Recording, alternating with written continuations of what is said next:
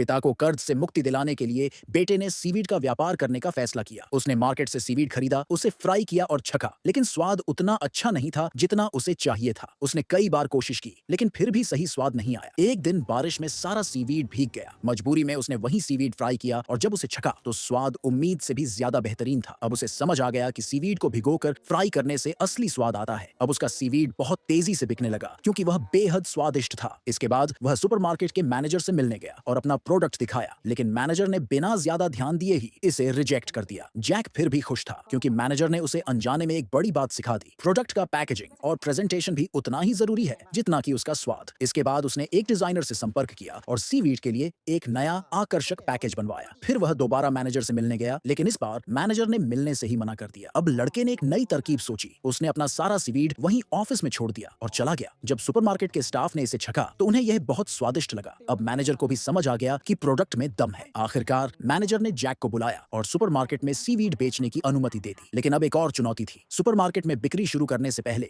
Health inspector को factory का निरीक्षण करना था। समस्या यह थी कि जैक के पास फैक्ट्री थी ही नहीं, पर उसने हार नहीं मानी। उसने अपनी कार बेच दी और रातों रात एक छोटी सी फैक्ट्री बना डाली। जैक ने पूरी मेहनत से फैक्ट्री सेट की थी, इसलिए वह निरीक्षण में पास हो गया। इसके बाद जैक का सीवीड सुपरमार्केट में बिकने लगा और धीरे धीरे पूरे देश में मशहूर हो गया। उसकी बिक्री रातों रात आसमान छूने लगी और जल्द ही वह देश का सबसे कम उम्र का अरबपति बन गया।